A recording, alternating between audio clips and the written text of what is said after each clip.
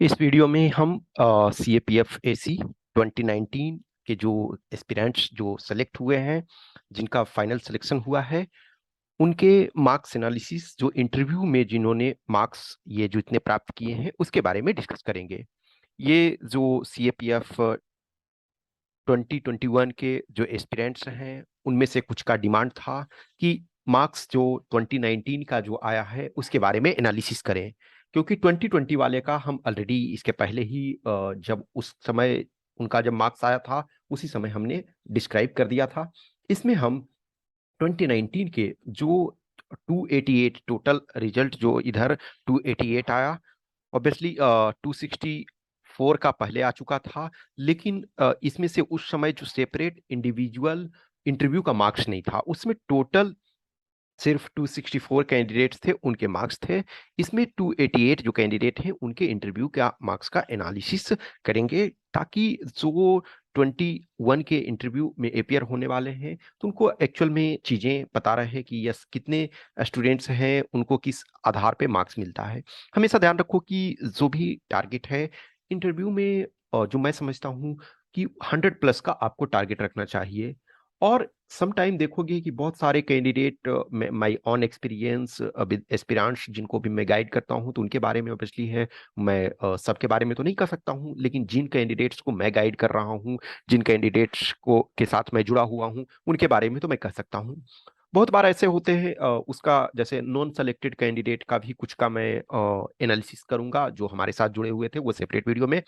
उसमें से ऑब्वियसली है कुछ लोग हैं जो रिजर्व लिस्ट में आ जाएंगे, क्योंकि 42 अभी सीट्स बचे हुए हैं। तो 42 सीट्स पे रिजर्व लिस्ट जल्दी ही मैं समझता हूं कि विद इन 1 मंथ आ जाना चाहिए, क्योंकि ये ऑलरेडी बहुत डिले हो चुका है। जो कैंडिडेट बहुत सारे जो सिलेक्टेड हैं उनका ऑलरेडी इंटरव्यू चल रहा है, कुछ का हाफ प्लस हो चुका है, कुछ का 3 मंथ्स 4 मंथ्स में फिनिश हो जाएगा, किसी का 5 मंथ्स में फिनिश हो जाएगा। तो 42 जो रिमेनिंग है उसमें से कुछ का जो भी है ऑब्वियसली है कुछ कैंडिडेट जो कतार में है कि यस मुझे चांसेस है। सपोज 318 कट ऑफ है जनरल और ओबीसी का, तो जिनका भी 317 316 315 अप टू 315 यहाँ तक का एक तरह से सर्टेनिटी टाइप का है। उसके बाद उससे नीचे जो है उसमें कुछ नहीं कर सकते। तो इसमें हम जो इंटरव्यू में कैंडिडेट मार्क्स लाए हैं उनके बारे में देखते हैं। तो ये टोटल जो 288 कैंडिडेट्स हैं, तो 288 कैंडिडेट्स का ये टेबल है। इसमें से ये देखो, ये आपके जो हैं फर्स्ट, ये आपके मार्क्स हैं और ये नंबर ऑफ कैंडिडेट्स हैं। तो 113 हाईएस्ट, इनफैक्ट आप कई साल से मैं देख रहा हूँ 113 जो है हाईएस्ट स्कोर दिया जाता है। और इस बार जो लोएस्ट है वो लोएस्ट 60 है। और लोएस्ट उस कैंडिडेट का है कि मैं समझता हूं, अब पूरे इंडिविजुअल मैंने अभी तक मार्क्स नहीं देखा, लेकिन जिन लोगों को मैंने देखा है उसमें से इनका जो है पेपर वन में वन ऑफ द हाईएस्ट है। ओके, सो पेपर वन में इनका देखा जाए तो हाईएस्ट है और इनका रैंक भी जो है 47th है। तो जो हाईएस्ट स्कोर है 113 और लोएस्ट जो है वो आपका 60।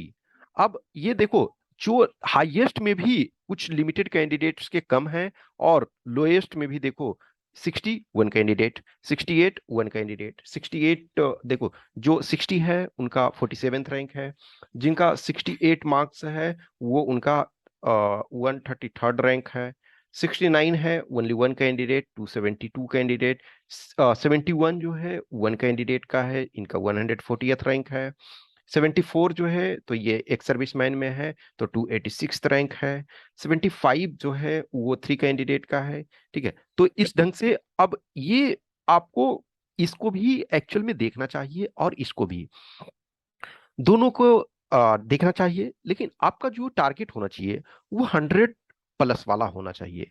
अब इसमें से देखोगे कि 113 जो है 4 कैंडिडेट का है, तो वो 4 कैंडिडेट में फर्स्ट रैंक वाले का है, फर्स्ट रैंक, उसके बाद fifth rank, okay, fifth rank वाले का है, फिर फिफ्थ के बाद जो है वो 62 रैंक है, 62 रैंक, और उसके बाद 232 रैंक।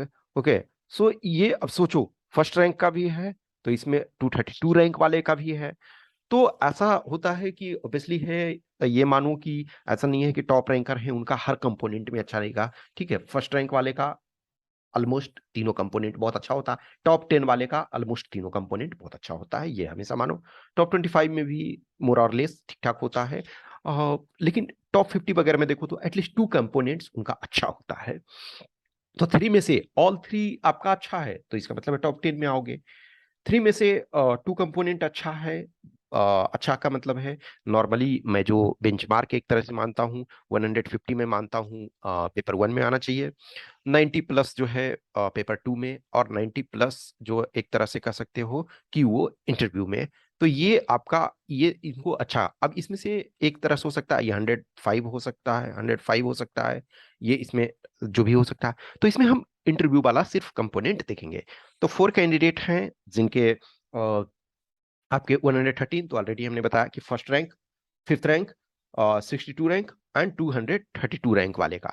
111 जो है ओनली वन कैंडिडेट का, और वो जो कैंडिडेट है वो एक सर्विसमैन है, इनका 280 रैंक है। तो 280 रैंक है, आप समझ सकते हो इनका इंटरव्यू में वन ऑफ द हाईएस्ट है। दैट्स मीन कि इनका जो रिटन पार्ट है ऑब्वियसली एक सर्विसमैन वाले का बहुत कम पे सिलेक्शन जाता है, तो इनका रिटन में बहुत कम है उस अनुसार। 100 जो 10 है उस 7 कैंडिडेट को मिला है, उस 7 कैंडिडेट में 18 रैंक है, 18 रैंक, 22 रैंक, उसके बाद 27 रैंक, उसके बाद 31 रैंक, 36 रैंक के, 61 एंड 118। 108 देखते हैं तो 108 जो है वो आपके 7 कैंडिडेट का है, उसमें से 6 रैंक, 55 रैंक, 117 रैंक, 139, 225, 240, 246। तो समझ सकते हो 240 है, 246 किसी का भी आ सकता है। ये दिखाने का यही मकसद है कि आप हमेशा चीजों को ध्यान रखो कि जो इंटरव्यू है वो आपको बहुत ज्यादा चेंज होता है। अब सपोज 60 है, हम 60 को एक्चुअल में बेंचमार्क नहीं लेंगे, लेकिन इन नॉर्मल आप 90 को यदि आप बेंचमार्क लेते हो, 90 मार्क्स को ही हम यदि बेंचमार्क एक तरह से ले रहे हैं, तो 90 मार्क्स और 113, तो इसमें क्या है आपका 23 मार्क्स का डिफरेंस है। लेकिन इसमें अब ये 110 लो तो 20 मार्क्स का डिफरेंस है। तो 110 देखो 7 कैंडिडेट का आया, 108 देखो 7 कैंडिडेट का आया, इसके बावजूद जो है क्या बहुत डिफरेंस है आपका अच्छा खासा। जब देखोगे नॉन सेलेक्टेड कैंडिडेट का हम देखते हैं तो किसी का 5 नंबर से मिस हुआ, किसी का 2 नंबर से। अब 5 नंबर से जिनका मिस हुआ इंटरव्यू में पता चला कि उनको 80 मार्क्स आ रहा है, तो 80 से 85 बहुत डिफिकल्ट नहीं है, 80 से 90 बहुत डिफिकल्ट नहीं है। तो अब ये जो पूरे लिस्ट हैं कि इतने कैंडिडेट, 105 जो है देखो वन ऑफ द जो 105 है बहुत ज्यादा कैंडिडेट का आया है, 25 कैंडिडेट का, 104 4 कैंडिडेट का, 103 2 कैंडिडेट का, 102 21 कैंडिडेट का, 101 14 कैंडिडेट, और ये। तो अब यदि हम 100 से ऊपर देखते हैं, 100 या 100 से ऊपर 89 कैंडिडेट लाए, 89 कैंडिडेट लाए, इसका मतलब है लेस देन वन थर्ड, यानी कि अप्रोक्स हम कह सकते हैं कि करीब करीब आपके जो वन थर्ड कैंडिडेट हैं, little less than one third candidate जो 100 या 100 प्लस लाए हैं, 100 और 100 प्लस, दैट्स मीन कि यदि वन थर्ड कैंडिडेट 100 और 100 प्लस ला सकते हैं, तो आपका जो भी टारगेट होना चाहिए 100 प्लस का ही होना चाहिए। एक चीज देखो, जो किसी का 60 आ रहा है, 68 आ रहा है, 69 आ रहा है, दैट्स मीन हम ये नहीं कह सकते हैं कि वो कैंडिडेट खराब थे। उसमें क्या होता है, जैसे इसको एक एग्जांपल लेकर के चलो, आप फिजिकल करते हो, बहुत सारे कैंडिडेट फिजिकल में भी गड़बड़ होते हैं, फिजिकल में जाते हो, कुछ कैंडिडेट जो होते हैं वो रनिंग का उन्होंने बहुत अच्छा प्रैक्टिस किया, लेकिन उस पार्टिकुलर टाइम में आपको सपोज मेल हो तो 16 सेकेंड आपको दिया जा रहा, फीमेल हो तो 18 सेकेंड 100 मीटर के लिए। लेकिन किसी का थोड़ा सा अचानक रनिंग करने लगा, अब उसके थोड़े पैर में मोच आ गए, या कुछ ऐसा हो सकता है कि उनका पैर स्लिप कर गया, या कुछ ऐसा हो गया, पैर मुड़ गया, या जो भी हुआ। अब सोचो, जो कैंडिडेट फुल कॉन्फिडेंट था कि यस हमारा कोई दिक्कत नहीं है 100 मीटर 800 मीटर, लेकिन उस पार्टिकुलर मोमेंट पे वो गड़बड़ हो गया, तो ये हम नहीं कह सकते हैं कि वो कैंडिडेट रनिंग में खराब है, उस पार्टिकुलर मोमेंट में कुछ ऐसा हो सकता है। सेम सिचुएशन इंटरव्यू में होता है, आपके पास 20 25 30 मिनट्स डिपेंडिंग ऑन दिया जाता है, कुछ को 15 मिनट्स भी दिया जाता है, समटाइम इवनिंग होने लगेगा या फिर लास्ट सेशन होने लगेगा, तो वो बहुत कैंडिडेट ऐसे होते हैं जिनको कम, या कुछ को फर्स्ट में भी लगता है हाँ चलो ठीक है, दो कारण से होता है। क्या तो समझते हैं यस ये कैंडिडेट बहुत अच्छा है, चलो ठीक है, जो भी हम जब अब पूछ रहे हैं ओवरऑल इसका जो डॉक्यूमेंट इसका है, वो जो कह रहा है, डीएफ जो कह रहा है वही ये है, तो कोई दिक्कत नहीं है। कुछ कैंडिडेट का क्या होता है कि थोड़ा इंटरेस्टिंग रहता है सम टाइम, कि हाँ चलो चलो ठीक है, अच्छा इंटरेस्टिंग चल रहा है, कुछ और क्वेश्चन पूछ ले। तो नॉर्मली 20 से 30 मिनट्स जो चलता है उस बीच में हो सकता है आप चीजों को सही जान रहे हैं, लेकिन कुछ ऐसे पॉइंट्स आपके तरफ से निकल जाता है जो एक्चुअल में नहीं होना चाहिए था। कुछ बार तो उसमें से आपको अच्छे होने के बावजूद भी खराब कुछ का मार्क्स मिलता है। कुछ कैंडिडेट ऐसा लगता है कि वो शायद उनको बहुत खराब परफॉर्मेंस उनका होगा, उनका बहुत अच्छा मार्क्स नहीं मिलेगा, लेकिन in spite of all that उनको बहुत अच्छा मार्क्स मिलता है। इसका कारण क्या होता है कि उस पार्टिकुलर मोमेंट पे वो अच्छा परफॉर्म करते हैं। तो इनको आप जो है वो ये सारे लिस्ट को इसको देखो, इसमें से ठीक है, तो 113 आपके 4 कैंडिडेट हैं, 111 ये हैं। अब इसमें से जो 90 ये 9 है वो 5 कैंडिडेट का है। 98 देखो 27 कैंडिडेट का है। फिर 97 सॉरी 98 27 कैंडिडेट, 97 4 कैंडिडेट, 96 19 कैंडिडेट, 95 आपके 11, 94 1, 93 22, 90 93 22, 92 14, 91 2 एंड 90 24।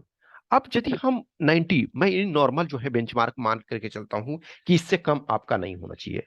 तो यदि हम 90 देखते हैं, तो 90 यदि देखते हैं तो 218 कैंडिडेट्स को, इसका मतलब क्या है, मोर देन 2/3 कैंडिडेट, इनफैक्ट कह सकते हो कि ऑलमोस्ट 3/4 कैंडिडेट जो हैं उनको दिया गया 90 या 90 प्लस, क्योंकि 90 में जो ही है 24 कैंडिडेट मीन्स 8% कैंडिडेट तो सिर्फ एक ही 90 पर ही है।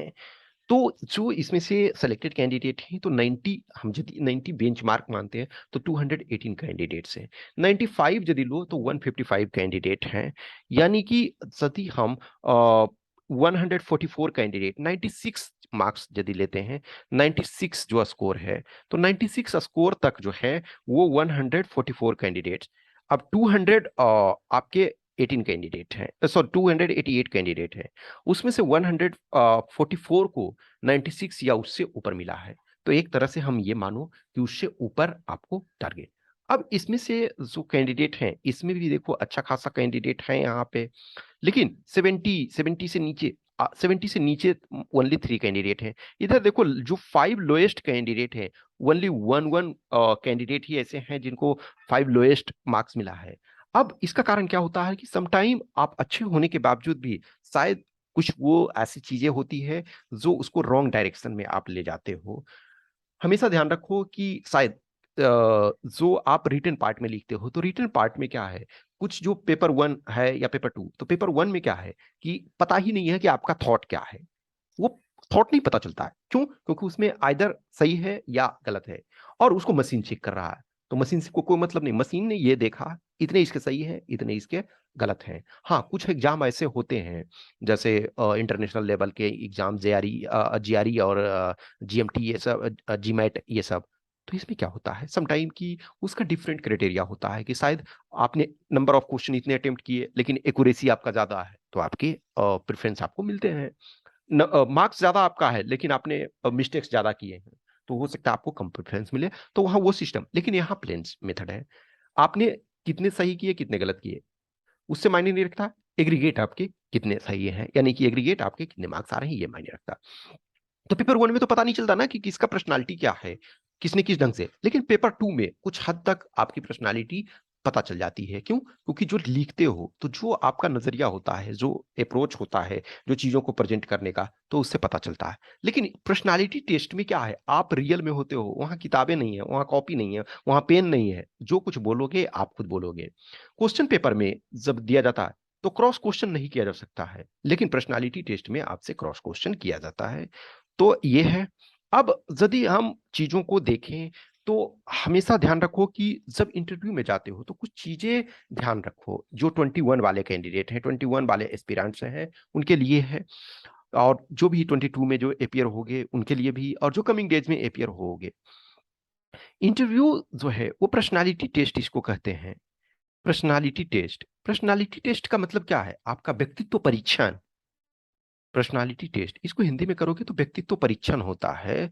ठीक है, व्यक्तित्व परीक्षण। तो व्यक्तित्व जो आपका है, पर्सनालिटी जो है, ठीक है, तो व्यक्तित्व में क्या होता है कि आप क्या हो वो सामने होता है। वहां किताबें नहीं है कि जैसे लेक्चर लेने के लिए कोई आए तो नोट्स तैयार करके लाया ये। वहां आपका डीएफ है। आपने डीएफ 1 ईयर पहले, सपोज 21 वाले जो हैं, वो लास्ट ईयर आपने डीएफ फिल किया था। डीएफ आपने नवंबर में फिल किया था। उस आप नवंबर में मोस्ट प्रोबेबली आपका इंटरव्यू नवंबर में ही होना चाहिए, होगा। तो उसमें से 1 साल हो गया, 1 साल में बहुत कुछ चेंज हुए, लेकिन क्या आप जो 1 साल पहले लिखे थे उसको जस्टिफाई कर पा रहे हो? तो कुछ कैंडिडेट को मैं अपने पर्सनल लाइफ में देखता हूँ, जिन कैंडिडेट्स को पर्सनल रूप से गाइड कर रहा हूँ, तो उसमें देखता है ना, कुछ कैंडिडेट लगता है कि ये बहुत अच्छा एक्सीलेंट करके आएगा, 100+ आएगा, और उसको 90 मिल रहा है, 85 मिल रहा है, 70 भी मिल रहा है। एक्सेप्शनल कैंडिडेट होते हैं 75 भी, सपोज। अब जो 100 कैंडिडेट डिजर्व कर रहा है उसको 75 क्यों मिला? क्योंकि उस पर्टिकुलर मोमेंट पे या तो जो डीएएफ है उसको आप मैच नहीं कर रहे हो। जैसे कहीं आप जाते हो तो आपसे ना सिग्नेचर करवाया जाता है, जो सपोज आप बैंक में गए पैसे निकालने के लिए, तो हो सकता है बैंक में जो सिग्नेचर किया होगा 10 ईयर्स बैक आपने किया होगा। 10 ईयर्स बैक अब आप जाते हो तो बोलता है ना, बैंक वाले कर्मचारी बोलते हैं कि आपका सिग्नेचर मैच नहीं कर रहा है, तो आप फिर से कीजिए। आप फिर से करते हैं। जैसे मैं ऑलरेडी ये कई बार ये मैं बता चुका हूँ कि जब आईबी में हमारा सिलेक्शन हुआ था, तो जब हम आईबी में इंटरव्यू के लिए गए थे, तो उसमें क्या होता था अब उस समय कि ये बोलते थे कि जो ऐसे आपने रिटन पार्ट में लिखा है उसी ऐसे को यहाँ फिर से लिखो। अब वो ऐसे ऑब्वियसली है, मुझे ध्यान था, मैंने लिखा आराम से। कुछ कैंडिडेट थे जिनको दोबारा लिखवाया गया, बोले कि एक्चुअल में वो ऐसे तो वहां नहीं, तो उसकी कॉपी से वो मैच करते थे। अब मैच का मतलब ये नहीं लाइन वाइज नहीं होना चाहिए, लेकिन पर्सनालिटी जो आपका होता है, पर्सनालिटी जो आपकी दिखती है, तो वो मोर और लेस डायमेंशन सेम होता है। जैसे कोई ऐसे, किसी भी ऐसे को आप लिख रहे हो, जैसे कुछ कैंडिडेट का मैं देखता हूँ, जब कॉपी चेक करता हूँ पेपर 2 का, तो मैं देखता हूँ कि कुछ टॉपिक मैंने दिया है, 6 मंथ बाद भी सेम टॉपिक को मॉडिफाई करके दिया है, तो मोर और लेस उनकी राइटिंग जो है उसी ढंग से झलकती है। वो जो जैसे कहते हैं ना कि जहांगीर इतना एक्सपर्ट था कि वो एक पेंटिंग में डिफरेंट पेंटर्स के पेंटिंग को जो पार्ट है वो पहचानता था। तो सेम सिचुएशन, एक पर्सन होता है, उसकी पर्सनालिटी दिखती है। तो जो कुछ चीजें आपने प्रेजेंट किया है डीएएफ में, जो कुछ आपने लिखा है, क्या आप उसी आधार पे अपने उसी लाइन पे चल रहे हो? यदि उस लाइन से टोटली डिफरेंट चल रहे हो, तो इवन इफ आप अच्छा परफॉर्म करने के बावजूद भी समटाइम आपका मार्क्स बहुत खराब मिलता है। और कुछ कैंडिडेट जिन्हें मुझे लगता है, या ऐसा नहीं है, मैंने हमेशा ये बोलता हूँ कि मैं जिन कैंडिडेट को गाइड कर रहा हूँ उनके संबंध में बता रहा हूँ, मुझे कुछ कैंडिडेट का लगता है कि इसकी परफॉर्मेंस तो बहुत खराब होनी चाहिए, ये उतना अच्छा नहीं कर पा रहा है इंटरव्यू, मॉक इंटरव्यू में, या फिर मैं इससे बात कर रहा हूँ, इसके टेस्ट के भी परफॉर्मेंस उतने अच्छे नहीं थे। लेकिन उस कैंडिडेट का जब मैं मार्क्स देखता हूँ तो अच्छा, इसका कारण क्या होता है कि वो even if the person is not knowing that much, person is not fluent in speaking, not fluent in communication skills, in spite of अच्छे मार्क्स मिल रहे हैं, 95, 98, 100 मिल रहे हैं। इसका कारण क्या? कि whatever the person is, he or she is justifying the things. तो आपको जस्टिफिकेशन की, हमने जो कुछ प्रेजेंट किया है, हम यही पर्सन है। जैसे आपको क्या है, कोई भी चीज मॉडलिंग किया जाता है, मान के चलो कि एक अंतरिक्ष स्पेस शटल बनाना है, तो उसका क्या है, पहले मॉडलिंग किया जाएगा। तो जो मॉडलिंग है वो उस पर खरा उतरना चाहिए। यदि उसमें लिटिल डेविएशन भी हुआ तो जाना है मंगल पे और वो चला जाएगा शुक्र पे। तो ये नहीं होना चाहिए। तो सेम सिचुएशन, आपने जो कुछ लिखा है, मैं बार बार इसी वजह से बोलता हूं कि जो डीएएफ है उसी को आप बार बार करो, उस पर आप वर्क करो। जो डीएएफ आपका है वो मेन डॉक्यूमेंट है, डीएएफ आपका मेन डॉक्यूमेंट है, इससे रिलेटेड चीजों को करो। अब चूंकि 1 ईयर आपका हो रहा है, तो उस 1 ईयर में आप नो डाउट उसमें एडिशन कर सकते हो, लिटिल मॉडिफिकेशन कर सकते हो, लेकिन कोर आपका वही रहना चाहिए। 1 साल में आप इतना ड्रास्टिक चेंज नहीं हो गए कि आप ये इंजीनियरिंग कर रहे थे और उसके बाद आप बोलोगे कि इधर मैंने इंजीनियरिंग से हमको कोई मतलब नहीं है, मैंने संस्कृत में डेवलप कर लिया है इंटरेस्ट, और अब इंजीनियरिंग से हमसे कुछ नहीं। ठीक है, संस्कृत में आपने डेवलप कर लिया, दैट्स फाइन। लेकिन यदि 4 ईयर्स इंजीनियरिंग किया है आपने, तो उस 4 ईयर्स का एटलीस्ट मिनिमम आपके पास स्टैंडर्ड होना चाहिए कि मिनिमम चीजों को आप एक्सप्लेन करो। संस्कृत आपने सीखना शुरू किया, that's fine, very good. French आपने सीखना शुरू किया, बहुत अच्छा, आपने एक लैंग्वेज सीखा, एक्स्ट्रा चीजें सीखा, कुछ हॉबीज आपने डेवलप किया, या इधर कुछ आपने अचीवमेंट किया, दैट्स फाइन, बहुत अच्छा।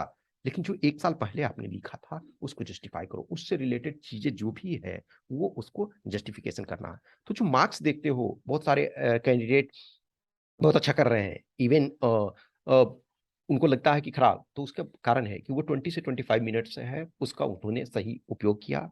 बहुत बार कैंडिडेट होते हैं कि 3-4 क्वेश्चन पूछा गया, आप धराशायी हो गए, नहीं, 3-4 क्वेश्चन पूछा गया और गलत आपका आंसर हो गया, नहीं आप जानते हो, फैक्चुअल नहीं जानते हो, कोई दिक्कत नहीं है। आप ऑफिसर हो तो आपको क्या है, ओपिनियन देना है, किसी भी चीज में आपको ओपिनियन बनाना है, डेवलप करना है। ओके, तो चीजों को इसको हम और डिटेल में डिस्कशन करेंगे, और जो कुछ नॉन सेलेक्टेड कैंडिडेट हैं उनके भी कमिंग डेज में हम मार्क्स का एनालिसिस करेंगे, डिस्कस करेंगे। कुछ भी क्वेश्चंस क्यूरी डाउट्स होता है तो आप हमें इस व्हाट्सएप नंबर 8527146498 या फिर टेलीग्राम नंबर 7404909669 पे कर सकते हो मैसेज। और जिनको भी 21 का इंटरव्यू देना है, यदि आप चाहते हो पेड प्रोग्राम ज्वाइन करना, पर्सनलाइज्ड गाइडेंस चाहते हो, तो you are most welcome, you can message. Okay, thank you.